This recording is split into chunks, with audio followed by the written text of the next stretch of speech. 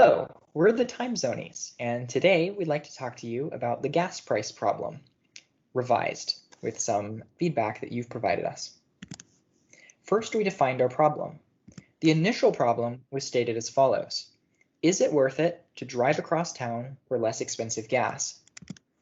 After brainstorming and a series of revisions, we ended up with this problem statement, that our model will tell you whether the total cost of buying gas at station 1 is greater than, equal to, or less than the total cost of buying gas at station 2, where station 1 and station 2 are arbitrary gas stations of your choice.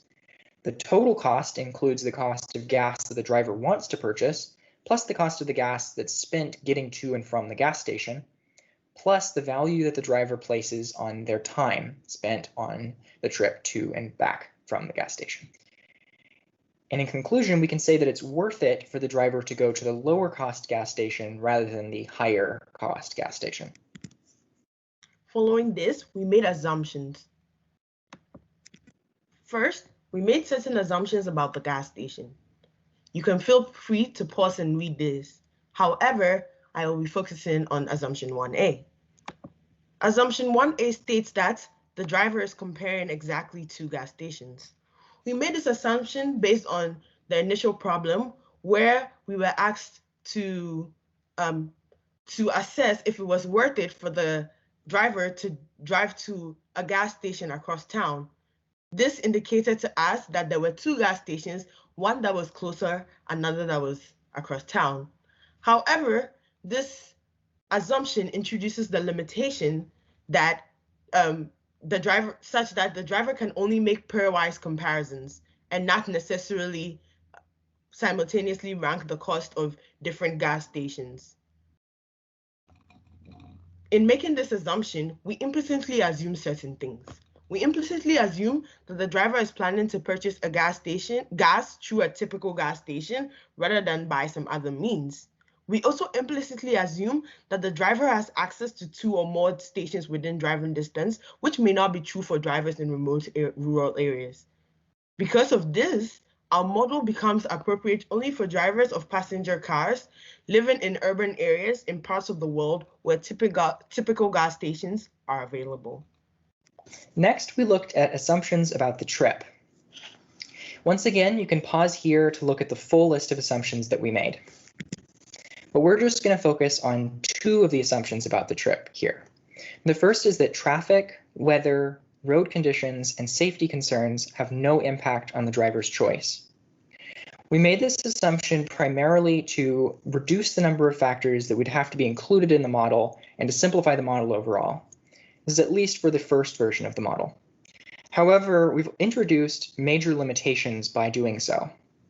The largest limitation is that our model will only work well for people who don't have to take into account safety when making decisions about traveling to the gas station. And so this excludes people from marginalized identities in particular. The next assumption is that the driver will do nothing on the trip to either gas station except buy gas and then return to the original location. Once again, we made this assumption to simplify the model overall. This introduces another limitation, however, in that we imagine that our drivers will be focused on efficiency if they're going to be using a model, and that means they might want to use their time better by making stops along the way or on the way back from the gas station. And so our model is unable to account for those possibilities. We're placing those outside the scope of this first version, but may introduce them into later versions of the model. Here you can read the list of assumptions about the driver. However, I'm going to focus on assumption 3C. We made this assumption because without making it, we will have to be forced to assign a non-self-reported value to the user's time. We believe that there are benefits of the driver putting a value to their own time.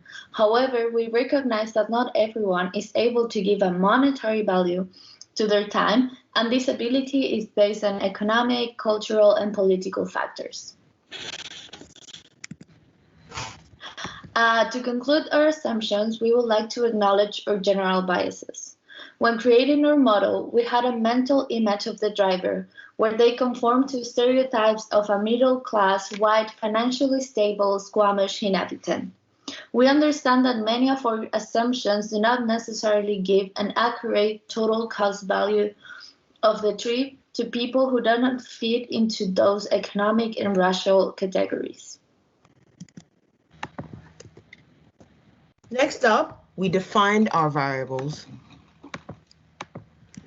Here, we set our model as n equal to C1 minus C2, where C1 is the total cost for going to station 1 and C2 is the total cost for